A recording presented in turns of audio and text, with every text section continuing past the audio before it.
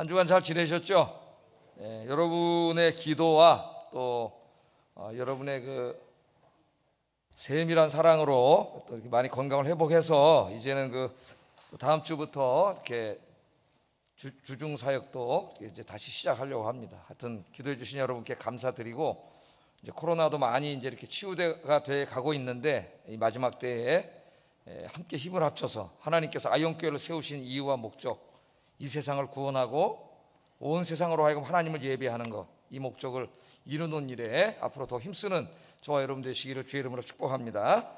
오늘 설교도 이제 그래서 그동안은 좀 이 고난, 질병, 어려움, 고통 이런 가운데서 우리가 어떻게 하나님께 기도하고 응답받고 해결받고 할 수 있는가, 이런 주제로 좀 설교를 했는데, 오늘은 하나님께서 이제 이 교회를 세우시고 우리를 구원하신 궁극적인 목적, 이 본질적인 목적, 여기에 대해서는 좀 설교를 하려고 해요. 오늘 제목이 내가 너를 세상의 빛으로 삼으리라.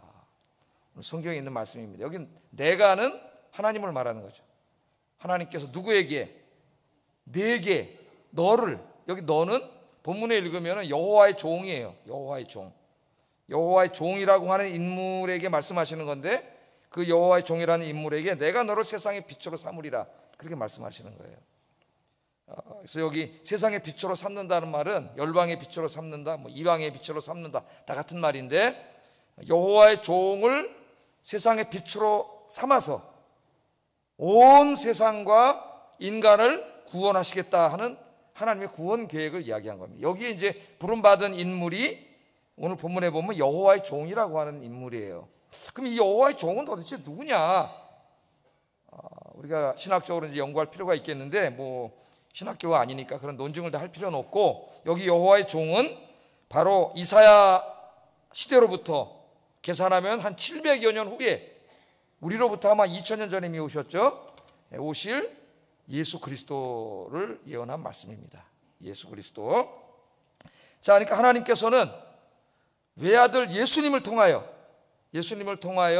이 세상을 구원하실 것을 오늘 이사야 시점에서 보면 한 700여 년 전에 세밀하게 예언하고 있는 거예요. 근데 그 이름을 메시아나 예수님이라고 하는 이름으로 쓰지 않고 여호와의 종이라는 칭호를 쓰고 있습니다. 여호와의 종을 통해서 이룰 것이다. 그러니까 여기 내가 너를 세상의 빛으로 삼아서 너를 통해 세상을 구원할 거라고 하는 말씀은 1차적으로는 누구에게 주신 사명의 말씀이에요? 예수님에게 하신 사명의 말씀이에요.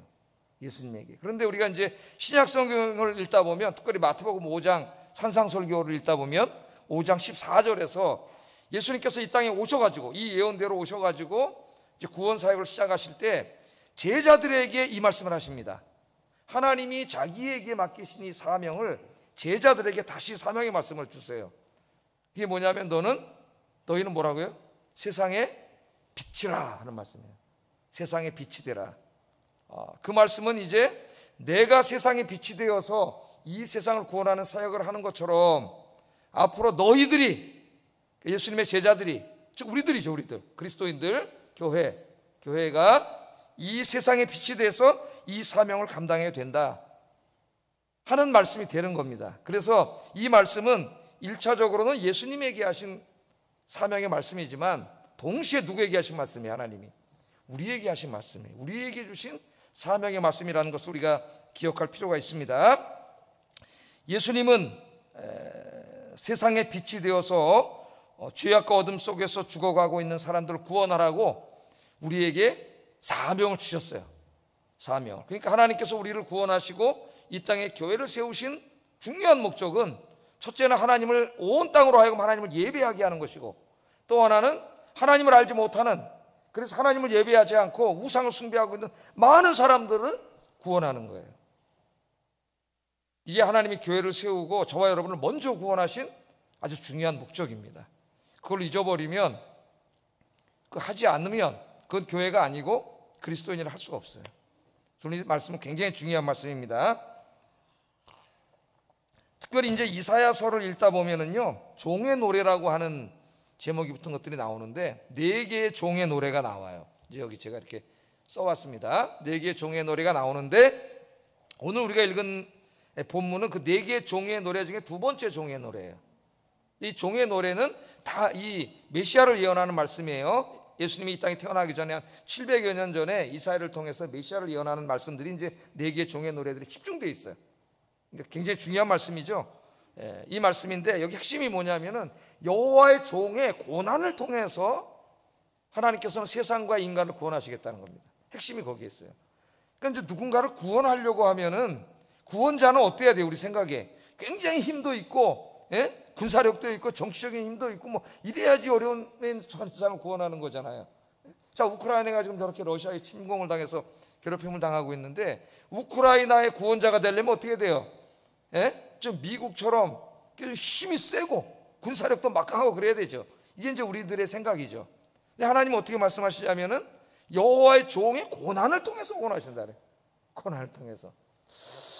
그러니까 이게 좀 뭔가 우리 인간의 생각을 알쏭달쏭해. 자기도 고난당하는 사람이 뭘 남을 어떻게 구원하겠어요?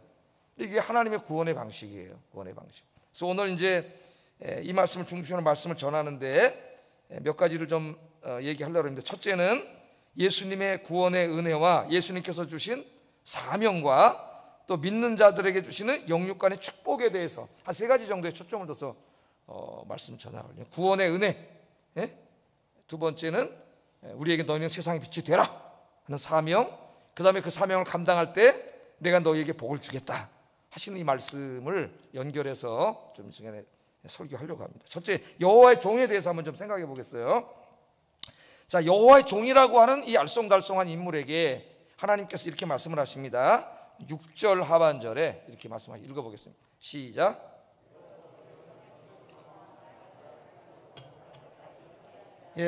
내가는 하나님이고 너는 여호와의 종인데 내가 너를 이방의 빛으로 삼아 나의 구원을 베풀어서 땅 끝까지 이르게 하리라. 그러니까 여호와의 종이 받은 사명은 뭐예요? 이방의 빛이 되는 사명이에요. 빛이 돼서 그 죄악과 사망의 어둠 속에서 죽어가는 온 세상을 구원하는 사명이죠. 내가 너에게 그 사명을 주겠다. 내가 너를 그 사명을 감당하는 자로 세웠다 그 말이죠. 여호와의 종에게 그렇게 말씀을 합니다. 자, 여호와의 종은 메시아 예수님이다. 제가 이렇게 말씀을 드렸어요. 자, 그러면 이 하나님께서 구원자를 이 땅에 보내주시는데 어떤 방식으로 보내주시느냐? 이제 이게 다 예언이 되어 있는 말씀이에요. 성경에. 그러니까 이 예수님은 성자 하나님이시죠. 우리는 삼위일체 하나님을 믿습니다. 성부 하나님, 성자 하나님, 성령 하나님. 삼위일체 하나님을 믿는데 제2격이신 2위이신 성자 하나님이시죠. 그러니까 다시 말하면 예수님은 누구예요? 하나님이신 그분이 인간의 몸을 입고 오신 분이에요. 근데 어떻게 인간으로 오시느냐? 1절 말씀 한번 읽어보겠습니다. 시작. 나를 부르셨고 내 어머니의 복중에서부터 내 이름을 기억하셨습니다. 태에서부터 나를 부르셨다. 태는 어머니의 태를 말하는 거죠. 그 다음 5절 한번 읽어보겠습니다. 시작. 그는 태에서부터 나를 그의 종으로 지으신 이시오. 또 태 두 번이나 이 태에서 나온다래요. 그러니까 하나님의 아들 메시아는 여인의 몸을 통해서 오신다는 거예요. 이게 이미 우리가 그 마태복음이나 또는 누가복음의 탄생 기사를 읽지 않아도 이미 700여 년 전에 여인의 몸을 통해서 인간이 태어나는 것과 똑같은 방식으로 하나님이신 그분이 이 땅에 구원자로 오신다는 것을 하나님 선지자들을 통해서 예언을 해주셨어요. 이미 이사야 7장 14절에 읽으면 이렇게 예언을 하셨는데 한번 이것도 읽어보겠습니다. 시작. 보라, 처녀가 잉태하여 아들을 낳을 것이요 그의 이름을 임마누엘이라 하리라. 이제 이 말씀이 나중에 이제 복음서의 탄생기사에 나오지 않습니까? 그러니까 이미 하나님은 여인의 몸을 통해서 구원자를 주시는데 그 여인의 몸을 통해서 오시는 그 여인은 결혼하지 않은 처녀라고 하는 것을 강조합니다. 결혼하지 않았는데 어떻게 아이를 낳을 수가 있어요? 불가능하죠. 과학적으로 의학적으로 있을 수 없는 일입니다. 그래서 누가복음을 읽어보면 성령으로 잉태했다 그랬어요. 누가는 누구예요? 누가의 직업이 뭐죠? 의사지, 의사. 누가는 직업이 의사예요. 누구보다도 결혼하지 않으면 아이를 낳을 수 없다는 걸 누구보다도 잘 아는 사람이 누가예요. 근데 누가가 뭐라느냐? 이 아이는 그런 방식, 인간의 방식으로 잉태된 게 아니라 성령으로 잉태된 거예요. 하나님의 전능하심으로, 창조주의 전능하심으로 잉태된, 인간의 방식으로 오셨지만 인간이 아닌 거죠. 그분이 누구예요? 구원자, 바로 예수님, 하나님의 아들 예수님이라는 것을 우리에게 말씀하고 있습니다. 하나님은 하늘 보좌에서 팔짱을 끼고 우리의 고통을 관망하시는 분이 아니고 친히 제2위이신 하나님께서 인간의 몸을 입고 여인의 몸을 통해 이 고난의 현장으로 찾아오신 분이에요. 한번 생각을 해보세요, 여러분. 하나님은 창조주십니다. 하나님이 창조하신 우주, 그 우주가 얼마나 넓은지 우리는 우주의 지름도 아직 모르고, 우주의 끝이 어딘지도 몰라요. 이 우주 안에 있는 저 수많은 별들이 몇 천억 개 있는지도 몰라요. 엄청나게 많은 이 광활한 우주 속에 그 지구라고 하는 것은 진짜 어디 저기 어디 먼지도 안 되는 그런 것이죠. 창조주 앞에서 본다는 그 광활하신 하나님 앞에 거기에 살고 있는 피조물 인간을 사랑하셔서 하나님을 대적하고 죄짓고 타락한 인간을 그 사랑하셔서 구원하시기 위하여 하나님께서 그 인간 피조물의 모습으로 거기에 오셨다는 거죠. 거기에. 이게 바로 놀라운 하나님의 은혜요, 하나님의 사랑이에요. 그러니까 우리는 십자가만을 생각하는데 십자가 이전에 우리가 생각해야 될 게 성육신이에요. 영어로는 이제 인카네이션 그러잖아요. 성육신이 뭐예요? 하나님께서 화육하셨다는 거예요. 인간이 되셨다는 거예요. 인간이. 여러분 요새 이제 이렇게 산이나 강이나 이렇게 이제 뭐 바다나 이렇게 나가 보면 강아지라지 강아지를 키우는 분이 굉장히 많은 것 같아요. 강아지를 탁 데리고 나오는데 진짜 똥 싸면 그걸 죄송합니다. 아침에 그걸 또 이렇게 베이드로 싸가지고 이제 비양심적인 사람은 안 가져가요. 그걸 다 해가지고 가고 막 진짜 목욕시키고 막 지극정성으로 사랑하고 자기 자식처럼 막 엄마라 그러고 아빠라 그러고 막 저는 이제 개를 안 키워봐서 잘 모르는데 막 그렇게 하잖아요. 아무리 개를 사랑해도 여러분 그 개가 너무 아파가지고 개를 구원하기 위해서 여러분이 개가 될 수 있습니까? 그런 사람은 없을 거예요. 자기가 개가 되지는 않을 거예요. 근데 하나님께서는 우리 인간이 되신 거예요. 그러니까 그게 바로 하나님의 놀라운 은혜요, 하나님의 사랑인 줄로 믿습니다. 이 예수님께서 이 땅에 오셔가지고 어떻게 구원을 이루셨어요? 십자가에서 그것도 자기의 생명을 주심으로 구원을 이루셨습니다. 오늘 7절에 보면은 예수님이 고난을 통해 구원을 이룰 거라는 것을 상징적인 언어로 예언하고 있어요. 7절 한번 읽어보겠습니다. 시작.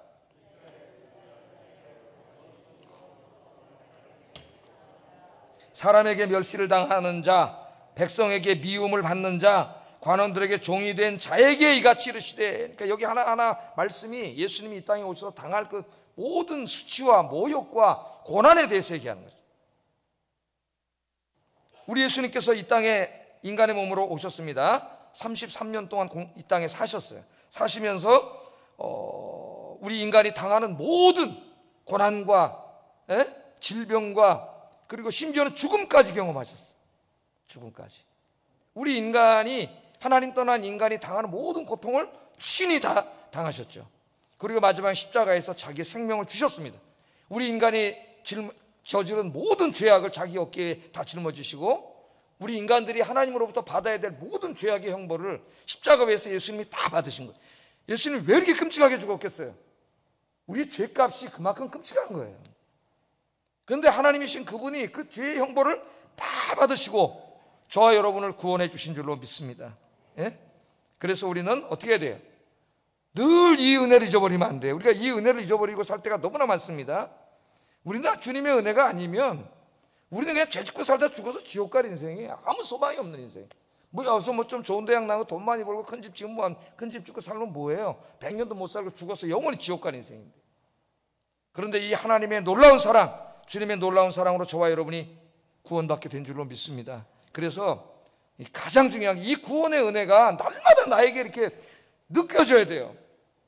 제가 이제 이렇게 한 2달 동안 이렇게 치료하고 이런 과정을 거치면서 우리 성도님들의 그 기도와 또 이런저런 베풀어 주신 사랑을 받으면서 너무 감사하다 그런 생각이 들었어요.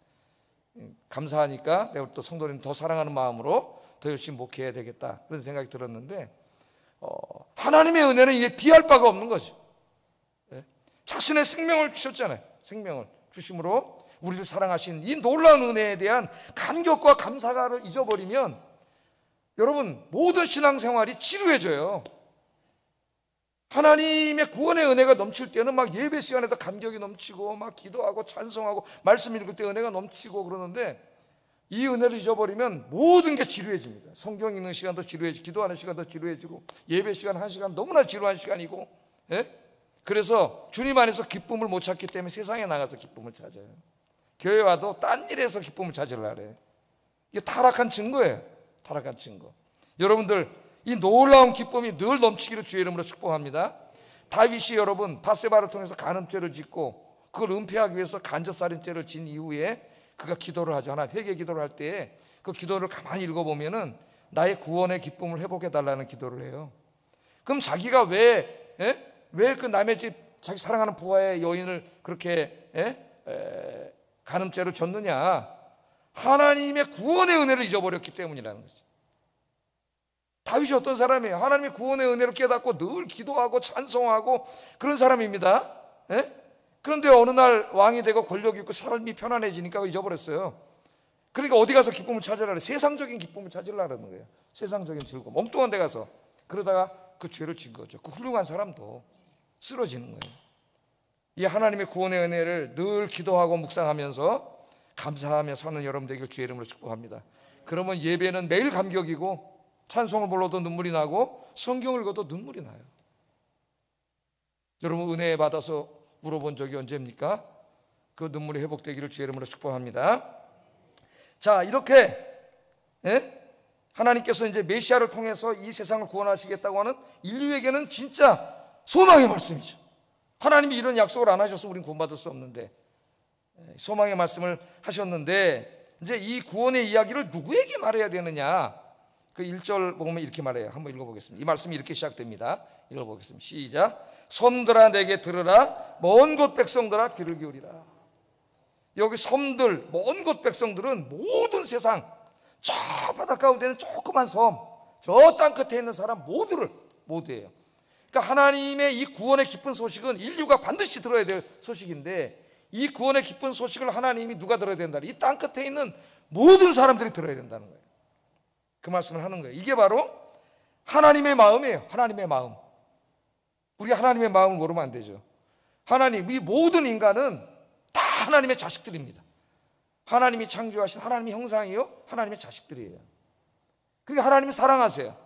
그런데 죄를 짓고 사탄에게 속아서 지금 하나님을 대적하고 있어요. 그 사람들을 사랑하시는 하나님 구원하기 위해서 외아들을 보내주시고 구원을 이루셨잖아요. 이 기쁜 소식을 듣고 구원을 받아야 돼, 저 사람들이. 그런데 구원의 소식을 알아요, 몰라요? 모르잖아요. 구원의 기쁜 소식을 알지 못해요. 그래서 우리 예수님께서 이 구원 사역을 이루시면서 이 사명을 우리에게 부탁하셨어요. 예수님이 직접 다 찾아가신 게 아니라, 예수님은 상징적으로 그 당시에 그 유대 땅 안에서 조금 이방 땅으로 가기도 했지만, 상징적으로 거기서 복음을 전하셨지만, 이제는 이 사명을 교회와 그리스도인들에게 부탁하셨어요. 그게 뭐냐면은 세상의 빛이 되라는 거예요. 내가 세상의 빛이 되어서 온 세상을 구원한 것처럼 이제는 이 사명을 너희에게 준다는 거죠. 그러니까 교회가 세워지고 우리가 구원받은 가장 중요한 이유가 바로 세상의 빛이 되기 위함입니다. 세상의 빛. 자, 여러분, 빛이 비추면 어둠은 물러가요. 빛이 어둠하고 싸우지 않습니다. 여기 불을 끄면 깜깜하겠죠? 그런데 여기 불이 확 들어오면 어둠은 그냥 다 없어져요. 빛이 환하게 비치면서 여기에 있는 그 음습한 것들이 다 드러나죠. 더러운 것들이. 그래서 여러분, 늘 기도하고 하나님께 가까이 말씀 묵상하면서 가까이 가는 사람은 교만한 사람이 없어요. 왜 그럴까요? 하나님의 영광의 빛에 가까이 가기 때문에 자기에게 숨겨져 있는 요만한 허점, 그런 게 다 드러나는 거예요. 이 추한 모습이. 그러니까 누구를 손가락질하고 누구에게 뭘 하겠어요? 내가 지금 이 모습이 다 보이는데. 겸손하게 돼 있어요. 바울처럼. 오호라 나는 공고한 사람입니다. 그 위대한 바울이 그렇게 고백했지 않습니까? 근데 늘 어둠 속에 있는 사람의 증거는 뭐냐? 교만이에요. 그 어둠 속에 있어서 자기 엉망진창인데 그건 모르고 자기 혼자 걸어간 척 하는 거예요. 빛에 들어가지 못했기 때문에 못 보는 거예요. 우리가 세상에 빛이 되면, 주님의 영광의 빛을 받아서 빛이 되면 어둠을 비추게 되어 있습니다. 그럼 어떻게 우리가 세상에 빛이 되어야 되느냐? 한 3가지 정도로 우리가 생각해 볼 수가 있어요. 첫째는 죄와 죽음의 어둠의 권세가 지배하는 이 세상. 여러분, 인간의 세상은 죄와 죽음의 어둠의 권세가 지배하고 있습니다. 여기 주관자가 누구예요? 사탄이에요. 눈에 보이지 않지만 실제로 존재하고 있고 늘 여러분을 쓰러뜨리려고 여러분 곁에 있는 사탄입니다. 죄와 죽음의 권세의 지배하에 있는 이 세상에 구원, 예수 그리스도의 구원의 빛을 비추는 세상의 빛이 돼야 돼요. 그 어떻게 돼야 돼요? 여러분이 예수 믿고 구원받은 그 기쁨과 그 소망과 행복이 여러분 모든 삶의 세포 속까지 나타나야 돼요. 그래서 안 믿는 사람들이 볼 때 저 사람 우리랑 뭔가 다르다, 진짜 왜 이렇게 저 사람 행복하지? 에? 나보다 돈도 없고 배우지도 못했고 집도 조그만 집에 사는데 에? 나는 막 불안하고 지금 요새 막 행복하지 않아. 저 사람 왜 이렇게 행복하지? 하는 게 우리의 구원이 나의 그 뼛속 깊이 혈관, 세포까지 다 퍼져서 이게 나와야 돼요. 여러분 모습 속에서. 세상에 그런 게 아니에요. 그리고 중요한 건 여러분의 입으로 이제 이 구원을 이야기해야 되죠. 그래서 이 빛은 복음의 사명입니다. 복음의 사명. 복음 전파의 사명이라 할 수가 있겠어요. 우리 그리스도인들은 삶을 통해서 또 더 중요하게 입술을 통해서 이 구원의 복음, 십자가의 복음을 전파해야 됩니다. 어디까지 하라 그랬어요? 저 섬, 저 땅 끝까지. 우리 예수님은 땅 끝까지 가서 전하라 그랬죠. 땅 끝에 있는, 하여튼 하나님의 형상이 살고 있는 지구상의 그 곳이라면 다 복음이 전파돼야 되는 거예요. 그래서 지금도 선교사님들이 파송돼 가지고 우리 대신 거기 가서 복음을 전파하고 그들의 사역을 통해 지금도 막 돌아오는 역사가 일어나고 있는 거예요. 놀라운 역사. 할렐루야. 그래서 우리는 그들을 위해서 기도하고 또 그들에게 사역을 우리가 후원하고 그러라고 하나님 돈 다 주신 거예요. 이게 다 복음의 사명을 감당하는 것이고, 특별히 여러분이 이제 여러분이 살고 있는 곳, 만나는 곳, 직장, 동네, 친구들 찾아다니면서 이 복음을 전해야 됩니다. 12절 한번 읽어보겠습니다. 12절 시작. 어떤 사람은 먼 곳은 동쪽을 가리킵니다. 그러니까 시님은 이집트 남쪽 끝 경계 마을이에요. 그러니까 동서남북 세계 각지에 흩어져서 복음을 전할 때, 복음을 전하면 지금 무슨 모습입니까? 많은 사람들이 하나님께로 돌아오는 역사가 일어난다는 거예요. 가만히 있으면 아무 역사도 안 일어나요. 여기 이제 아파트가 지어지고 사람이 이사 오고 동네 사람이 많아지는데, 우리 아육교 성도님 우리는 가만히 있어, 그냥 우리 교회 알아서 와라. 그냥 아무 역사도 안 일어난다는 거예요. 우리 아육교 성도님들이 저 아파트로 지어질 때부터 교회 올 때마다 한 번씩 보면서 기도하고, 이 아파트를 우리 주시옵소서, 내가 여기서 한 사람이라도 전도하겠습니다 하는 마음으로 기도하면서 우리가 전도할 때에 사람들이 돌아오는 놀라운 역사가 일어날 줄로 믿습니다. 이 사명을 우리에게 이야기하고 있어요. 어제 우리 딸 은우가 이제 이렇게 나가다가 카톡이 왔더라. 카톡. 나 전도당했어요. 전도 뭔 말인가 그랬더니 좀 이따 또 나오는데 이렇게 물어보더라고요. 하나님 어머니에 대해서 들어보셨습니까? 전도지가 어디예요? 우리 옛날에 살던 데 앞에 큰 본보가 있어요. 안산홍이지, 안산홍. 하나님 어머니. 그러니까 벌써 이단들이, 신천지나 이런 이단들이 전도하기 시작했다는 거예요. 지금 교회보다 더 이단을 퍼뜨리려고. 그러니까 우리가 이게 정신을 차려야 되죠. 한국 교회가 무슨 관계전도 이런 거 이야기하면서 노방전도, 축호전도는 효과가 없으니까 할 필요 없다, 이런 얘기하다가 길거리를 전부 이단에게 점령당했어요. 교회가 안 나오니까 이단들이 다 나와버렸어요. 지하철역이나 아침에, 이 코로나 나기 전에는 지하철 이런 데 신천지가 가득 차요. 교회들은 이렇게 십자가가 많은데 전도하는 교회가 없어. 그래서 우리도 가을부터 이게 전도를 좀 더 강화돼서 좀 코로나가 좀 더 수그러든 다음에 좀 해야 돼. 가을부터 전도해야 되잖아, 이런 생각이 드는데, 여러분 여기에 쓰임 받는 복음의 빛이 되시기를 주의 이름으로 축복합니다. 두 번째는 불의와 범죄가 가득한 이 어두운 세상에 도덕의 빛을 비춰야 됩니다. 도덕. 자, 그리스도인들은 자신의 도덕적으로 의롭고 깨끗한 삶을 삶으로 세상에 빛이 되어 인간이 참 인간이 되는 길을 자신을 통해서 보여줘야 돼요. 우리 저 인터넷 같은 데 보면은 사랑을 많이 베푼 사람, 키다리 아저씨 그런 사람 있잖아요. 몇 년 동안 돈을 수억 기부하면서도 얼굴도 안 밝히고 기부를 많이 합니다. 사람들이. 교회가 이제 지탄을 많이 받고 있는데, 교회도 이제 환원을 좀 많이 이웃사랑으로 많이 베풀어야 될 것 같아요. 그래서 이제 교회들도, 요새 교회들은 이제 교회 부동산 이런 거 했다가 이제 팔고 이러면서 엄청난 이제 그 시세 차익을 누리면서 세금도 안 내고 이런데 비난이 너무 많기 때문에 이제 어떤 교회들은 자신의 세금을 냅니다. 그래서 공적인 환원을 하는 거죠. 아니면 이제 그 이상만큼 뭐 심장재단이라든가 기부를 하고, 요새 저 분당에 제일 큰 교회 하나는 10층 이상의 건물을 다 기증해 버렸어요, 사회로. 그래서 지금도 사회에 좀 빛이 되는 거죠. 그러면 삶에, 그죠? 교회가 욕만 먹다 욕심쟁이라고. 교회가 뭐 부동산 사고 돈 모으고 뭐 이자 이런 건 교회가 아니에요. 교회는 다 쓰는 거예요. 나눠주고. 예?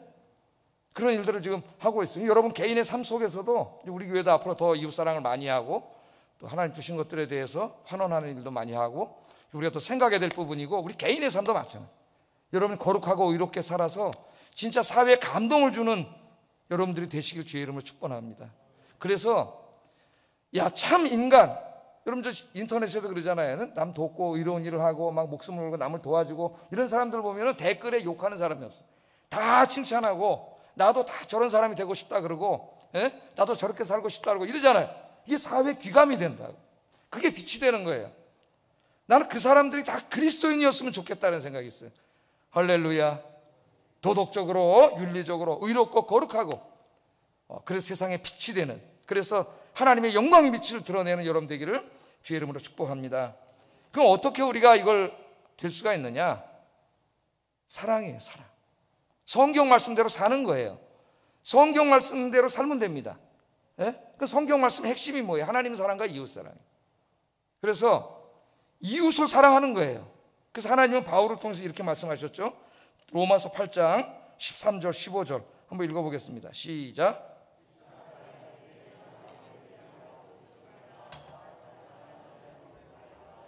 간음하지 말라, 살인하지 말라, 도둑질하지 말라, 탐내지 말라 한 것과 그 외에 다른 계명이 있을지라도 내 이웃을 내 몸과 같이 사랑하라 하신 그 말씀 가운데 다 들었느니라. 사랑은 이웃에게 악을 행하지 아니하나니 그러므로 사랑은 율법의 완성이라. 하나님의 말씀대로 살면 되는데 그 말씀의 핵심이 이웃사랑이에요. 여러분 이웃을 사랑하는 사람이 여기 뭐라 그랬어요? 간음하겠습니까? 도둑질하겠습니까? 살인하겠습니까? 이웃의 것을 탐내겠습니까? 그게 못된 짓을 하겠습니까? 그러니까 많은 계명이 있지만, 우리가 거룩하게 사는 많은 계명이 있지만 그 모든 계명들은 이웃을 사랑하라는 그 말씀 속에 다 들어갔다는 거예요. 모든 사람은 하나님의 형상으로 지음받았고, 그래서 여러분들 이 하나님 말씀대로 살아서 정말 귀감이 되고 존경받고, 그리스도인들은 다르다, 정직하다, 의롭다, 사랑이 많다, 나도 교회 다니고 싶다, 저런 사람이 되고 싶다, 그런 도덕의 빛이 되기를 주의 이름으로 축복합니다. 근데 마지막으로 이제 하나 더 생각해 보면 진리의 빛이 되어야 된다. 진리의 빛이 돼서 무지의 어둠 속에 있는 세상을 환하게 비춰줘야 된다. 그러니까 이 세상에 인간이 똑똑해요. 굉장히 똑똑하고 지금 4차 산업혁명을 일으켜가지고 진짜 인간이 이루어놓은 과학 문명, 기술 문명이라는 게 엄청나다고 생각을 합니다. 지금도 그래서 막 우리나라, 특히 우리나라 기술 문명이 많이 뛰어나죠. 머리들이 좋고 사람들이. 미국과 이번에 막 기술 동맹을 맺어가지고 미국이 가지고 있는 기술과 우리 기술이 막 합쳐져가지고 이제 막 이렇게 하자, 막 대통령끼리 이번에 막 뭘 맺어가지고 지금 이제 저러고 있잖아요. 똑똑하지만 정말 중요한 것에 대해서는 무지해요. 그게 뭐냐면은 우주의 기원과 인간의 생명의 기원입니다. 가장 중요하잖아요. 이 우주가 어떻게 생겨났는지, 인간이 어디서 왔다가 어디로 가는지, 여기에 대해서는 엉뚱한 소리를 하고 몰라요. 무슨 빅뱅이 어느 날 터져가지고 우주가 됐다는 둥, 한 137억 년 전에, 한 55, 6억 년 전에 무슨 조그마한 단세포 생물이 어떻게 우연히 생겨나가지고 그게 진화해가지고 50몇 억 년 지나가지고 이렇게 됐다는지 말도 안 되는 소리 한다고. 과학의 핵심이 뭐예요? 관찰이에요, 관찰. 보는 거죠. 그래서 137억 년 전으로 봤어요. 자기들이 보지 못했잖아요. 진화론 얘기하면서 무슨 오스트랄로피테쿠스이다, 네안데르탈인이다. 여러분 그게 다 소설이에요, 소설. 저 프랑스나 아프리카에서 요 앞에 이빨 몇 개 하고 턱주가리 뼈 하나 주워가지고 상상의 나래를 뻗친 거예요, 이게. 그래서 어떤 저 유명한 세계적인 인류학 교수는 그거 가지고 거짓말 치다 30몇 년 만에 발각돼가지고 쫓겨나는 사람도 있어요. 그러니까 그것도 하나의 그냥 하나의 이론이고 신앙일 뿐이지 그 정확한 무슨 그게 아니에요. 여러분, 우리는 이 어리석은 자들에게 이 우주와 이 광활한 우주와 생명, 인간을 창조하신 분은 여호와 하나님이라고 이야기할 수 있어야 됩니다. 이제는 여러분 자녀에게도 이야기하고 가르쳐야지. 예? 이 진리를 왜 입 닫고 있냐 이거예요.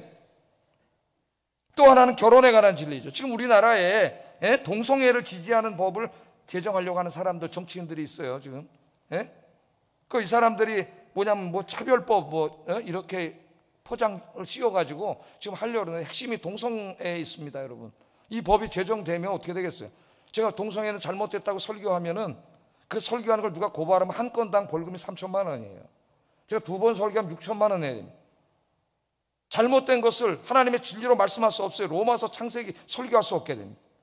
그 다음에 어떤 신학교에서 사원을, 이게 실제로 있었던 일입니다. 영국이나 이런 데서 채용하는데 이제 이렇게 예수 믿고 있는 사람 중에서 좋은 사람 뽑았어요. 그랬더니 거기 동성애자가 지원을 했다가 실제로 있었던 일이에요. 나는 왜 떨어졌냐? 여기 기독교 단체고 동성애 때문에 떨어졌습니다. 고발을 한 거예요. 그러면 우리가 아무리 그것 때문에 한 게 아니라고 그래도 그 입증을 누가 해야 되냐면 학교에서 해야 돼요. 신학교에서. 이 법이 어떤 형태로 만들려고 하는지는 다 읽어보지 못했지만은 여러분, 우리가 성경을 열면은 하나님은 남자와 여자를 창조하셨어요. 분명히 아셔야 됩니다. 남자와 여자를 창조하셨고 남자와 여자의 결혼을 통해서 생육하고 번성하여 하나님의 나라가 충만하게 하는 것이 하나님의 뜻이에요. 그런데 이 동성애법은 이것을 정면으로 하나님의 창조를 도전하는 죄악입니다. 이것은. 그렇다고 우리가 동성애 하는 분들을 막 혐오하고 모욕하고 이렇게 말하면 안 돼요. 그것도 하나의 병이기 때문에 우리가 말씀으로 사랑으로 잘 품어서 그 병을 고치도록 우리가 복음을 전하고 이렇게 해야지 욕하면 안 됩니다. 그러니까 이 차별법을 안 만들어도 그렇게 막 욕하고 모욕한 명예훼손죄, 모욕죄로 다 걸려 들어가요. 그냥 만들 필요가 없는 거예요. 이것은 잘못을 잘못이라고 말하는, 진리를 진리라고 말하는 이 가장 중요한 자유의 가치를 허무는 거예요. 못하게 하는 거예요. 자유민주주의 국가에서 철저히 막아야 됩니다. 그럼 못하도록 해야 돼요. 법을 제정하도록. 누가 그런 어떤 정치인이 그런 법을 제정하는데 앞장서는지 우리 기독교는 그런 사람 지지하면 안 되겠죠. 그 사람이 누구든지 그걸 지지하면 같은 죄를 짓는 거예요. 거기에. 그래서 우리가 이런데 이 무지가 하나님의 이 뜻을 정면으로 도전하는 것으로 법제화시키려고 지금 나타나고 있기 때문에 여기에 대해서 이야기해야 된다. 기독교인들이 욕하고 막 쌍소리하고 그러면 절대 안 됩니다. 그리스도의 사랑과 정중한 논리와 이런 말로 우리가 잘못이라고 이야기할 수 있어야 되죠. 예수님은 내가 너를 열방의 빛으로 삼으리라고 말씀하신 하나님의 말씀, 자기에게 주신 사명을 십자가에서 죽기까지 감당했어요. 그래서 십자가 지기 전에 요한복음 17장 4절에서 이렇게 말합니다. 한번 읽어보겠습니다. 시작. 아버지를 이 세상에서 영화롭게 하였사오. 하나님이 나에게 하라고 하신 그 사명이 뭐예요? 십자가에서 죽는 거예요. 십자가에서 죽는 거라니까, 고난받고. 그러니까 너무 힘들어서 인간적으로는 될 수 있으면 이 잔을 피하게 해달라고 정말 처절하게 기도했지만 하나님의 뜻은 십자가로 지는 거기 때문에 십자가로 지기까지 감당을 한 거예요. 그래서 내가 하나님을 영화롭게 했다래. 그러니까 이제 우리가 감당할 것이 너희는 세상에 빛이 되라고 하나님 말씀하셨기 때문에 이 사명을 주님처럼 감당해서 하나님을 영화롭게 하고 온 세상을 구원하는 여러분 되기를 주의 이름으로 축복합니다. 이게 교회를 하나님이 세우시고 우리를 구원하시고 이제까지 생명을 살려주신 하나님의 중요한 목적이라는 걸 우리가 절대 잊으면 안 됩니다. 그렇게 우리가 살아갈 때에 오늘 이제 뒤에 말씀 8절부터 13절에 보면 하나님이 우리 삶에 복을 주시겠다고 약속해 주셨어요. 우리도 인간이기 때문에 살아야 되잖아요. 10절 한번 읽어보겠습니다. 시작.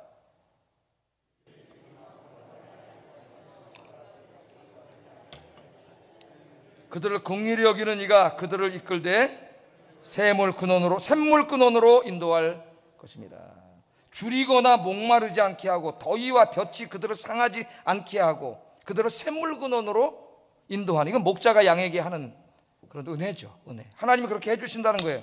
그래서 세상의 빛의 사명을 감당하면서 사는 사람들의 삶을 하나님이 이렇게 책임져 주시는 겁니다. 이 약속하신 은혜를 주시려고 예수님이 오신 거예요. 그래서 예수님이 요한복음 10장 10절에 이렇게 말씀하셨죠. 한번 읽어보겠습니다. 시작. 생명을 얻게 하고 더 풍성히 얻게 하려는 것이라. 생명을 얻게 하고 더 풍성히 얻게 하려는 것이라, 그렇게 말씀을 하셨습니다. 여러분, 우리 인간은 영적인 존재만도 아니고 육적인 존재만도 아니에요. 우리 인간은 영적인 존재이면서 동시에 육적인 존재입니다. 그러므로 영적인 필요도 채워져야 되고 육적인 필요도 채워져야 돼요. 그래야만 우리가 이 땅에서 하나님의 뜻을 행하면서 이 땅에서 행복한 삶을 살 수가 있어요. 여러분, 하나님께서 이 영적인 복을 주시기 위해서 우리를 날마다 은혜의 자리로 부르세요. 이 예배 드리는 시간, 여러분이 기도하는 시간, 성경 묵상하는 시간, 이런 시간이 바로 어떤 시간이냐면 하나님이 영적인 필요를 채워주는 시간. 그러니까 여러분, 제가 2달 동안 이렇게 이제 치유하고 이렇게 하면서 느끼는 놀라운 것은 주일날 아픈 적이 없어요.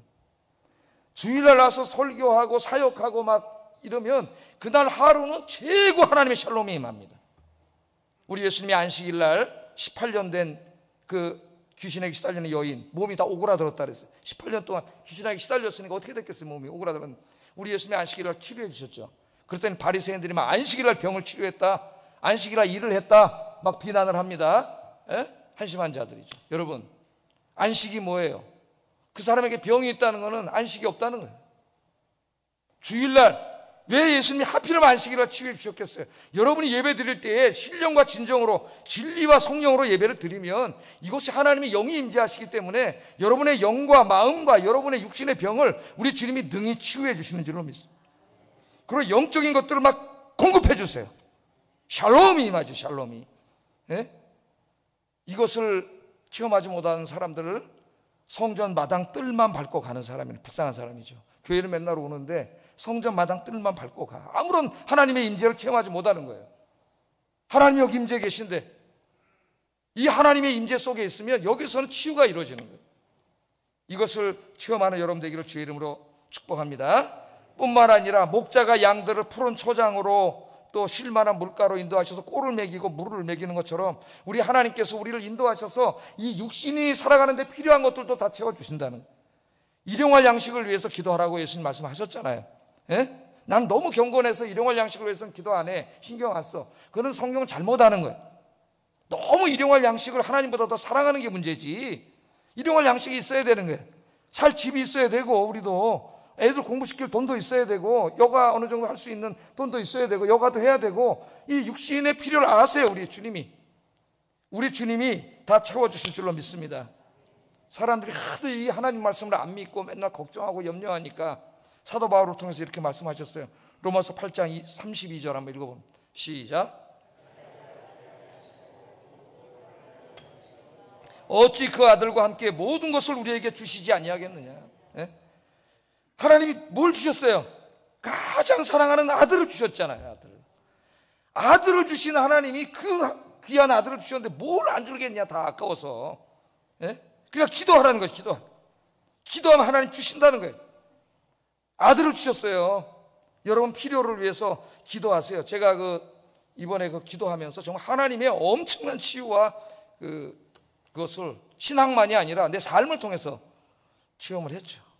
삶을 통해서 얼마나 감사한지 모릅니다. 제가 이제 지난주에 이렇게 다 이제 회복을 위해서 마지막 이제 제가 몇 년 동안 치료받고 있는 그 삼성병원에 가서 이제 의사 선생님 만나고, 이제 여자 의사 선생님이신데 서울대 의대에 나와서 이제 하버드 의대에 나오신 분이에요. 스펙도 굉장히 좋은 분인데 다 얘기를 하고 이제 마지막 토론하고 점검을 하는데 그러시더라고요. 이제 그렇게 된 거는 목사님이 젊었을 때는 막 잠 안 자고 덜 자고 막 2-3시간 자고 막 이래도 회복이 되는데 이제 목사님 환갑이 다 돼가시는데 그랬다가는 큰일 난다는.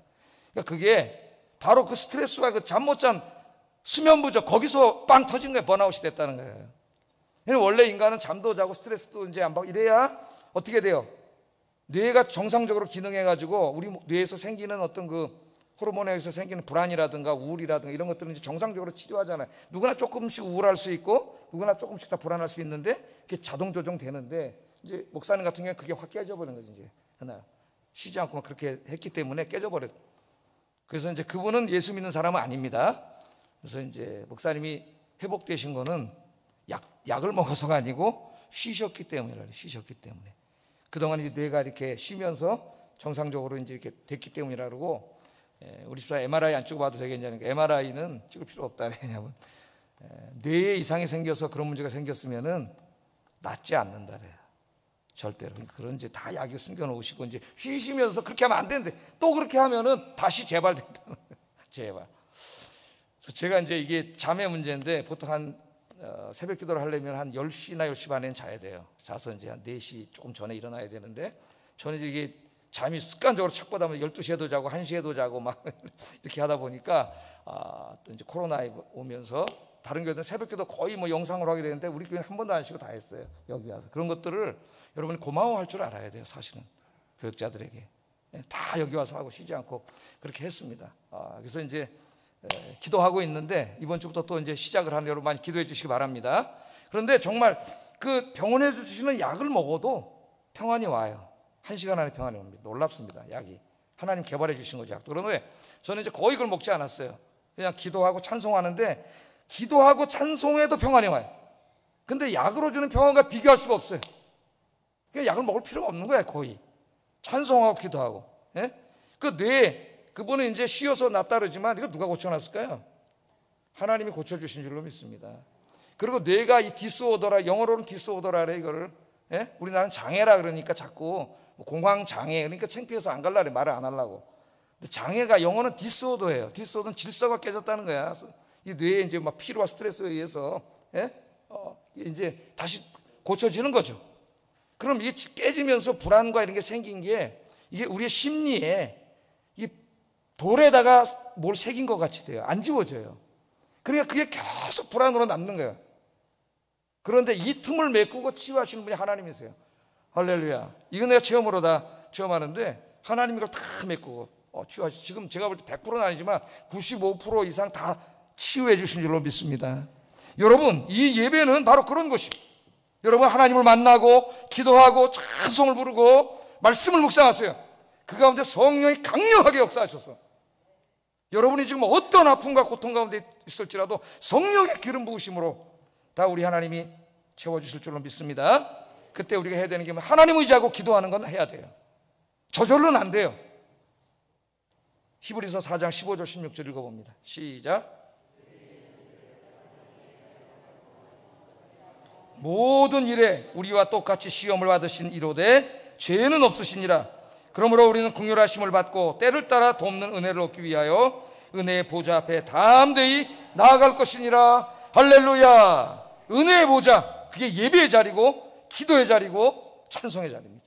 담대히 나가서 살아계신 하나님 만나고 치유받고 해결받고 여러분의 영혼이 하늘을 훌훌 날아가는 여러분 되시기를 주의 이름으로 축복합니다.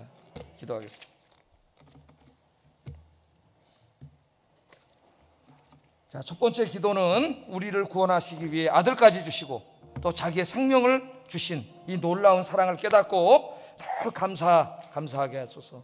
두 번째, 복음의 빛, 도덕의 빛, 진리의 빛을 세상에 비추어 어두운 세상을 구원하는 사명을 감당하게 하소서. 세 번째, 하나님께서 공급하시는 영육간의 엄청난 축복과 치유를 날마다 체험하게 하소서. 기도하겠습니다. 사랑과 은혜가 충만하신 아버지 하나님, 감사합니다. 오늘도 귀한 말씀을 통하여 사랑하는 외아들을 통하여 우리를 구원해 주신 이 놀라운 구원의 은혜와 또 주님께서 우리에게 맡겨주신 세상의 빛이 되는 사명과 그러한 사람들에게 주시는 놀라운 영육간의 복에 대해서 가르쳐 주신 거 감사합니다. 하나님은 살아계신데 하나님 없는 것처럼 신앙생활하지 않게 하시고 살아계신 하나님 붙잡고 주님이 주신 사명, 세상의 빛으로서의 사명, 복음의 빛, 도덕의 빛, 진리의 빛으로서의 사명을 감당하는 저희들이 되게 하여 주시옵소서. 주님을 늘 만나면서 하나님이 공급하시는 엄청난 영육간의 복을 누리게 하여 주시옵소서. 예수님 이름으로 기도드립니다. 아멘.